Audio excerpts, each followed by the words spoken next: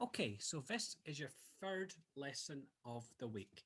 And in this lesson, we're looking at the philosophy of empiricism.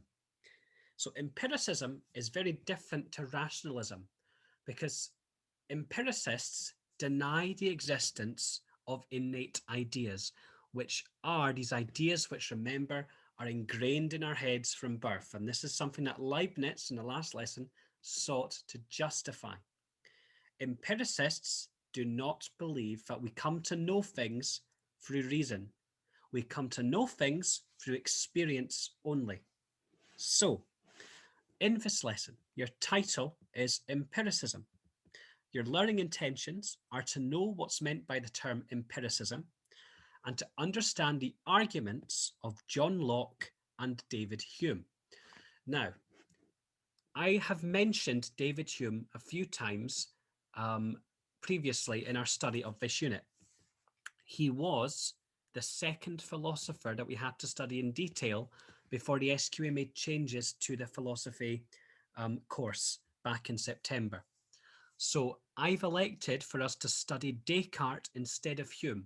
However, we need to have a basic understanding of empiricism, basically to help us with evaluating A, rationalism, and B, Descartes' Meditations on the First Philosophy, which is a text which we're going to be close reading from next week. So, what is empiricism? Empiricism is knowledge based on the senses and through experience. Empirical means capable of being experienced by the senses. So empiricists are people who believe that we come to know things through experience alone. So empiricists such as John Locke, David Hume, and Berkeley reject the claim that innate ideas exist. They believe that we are not born with any knowledge within our brains at birth. This form of knowledge is known as a posteriori. Knowledge comes after experience. So rationalists like Leibniz or Descartes or Kant believe that we can know things a priori with rationality through reason. Empiricists reject this claim and say we can't possibly have innate ideas because the only way which we can know something is through experiencing it. So let's have a little closer look at empiricism or empiricists. So first thing you're going to do for me is in your jotter, you don't have to take a coloured pen, but if you just write down all the things which you can think of that you've been taught and also things which you experience. Okay? So the reason for this is to try and get this idea of understanding that you can only know things through experience. So being taught these things, for example, seeing, I don't know, if you're old enough, if you're 17, you might have seen your driving instructor show you how to start a car, for example. You might have also experienced the sun rising to know that it at least rises on a daily basis and should do for at least until it blows up eventually 5 billion years from now. So what I want you to do here is write down all the things which you've been taught and or have experienced. Now, not everything, obviously, but as many things as you can. So once you've done that, I'm going to get you to watch this clip about empiricism.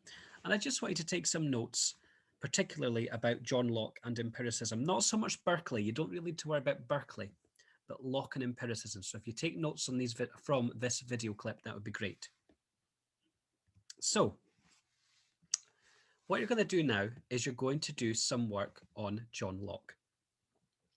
Now here it says you've got a paired task. Obviously we're learning from home, so there's no paired task. So what I want you to do is I want you to read the information in the Knowledge and Doubt booklet about John Locke.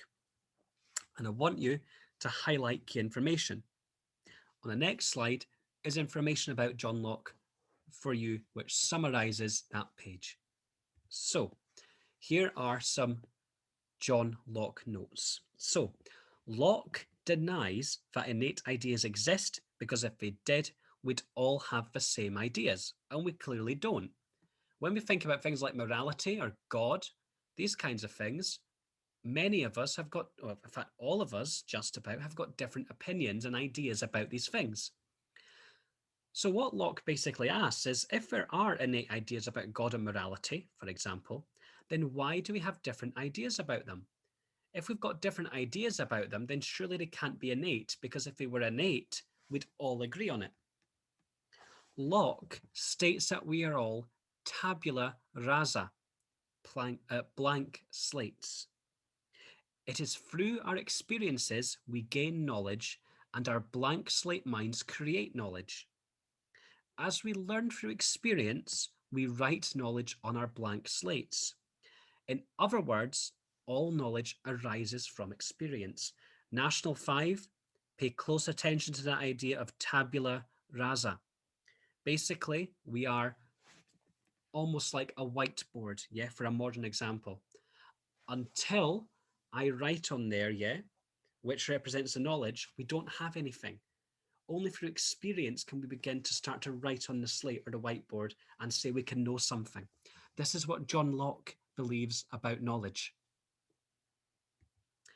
Right, what you're going to do now is have a look at the section on David Hume. Highlight the key points and then have a look at the next slide and take notes in your jotter about the key points. So make sure you do the highlighting first. So here are your notes about David Hume.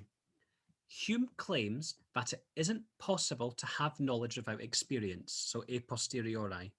So it basically means that we cannot have knowledge without experiencing the thing which we claim to have knowledge about. Hume calls these experiences impressions. There can be no ideas, so ideas or knowledge, unless we have impressions.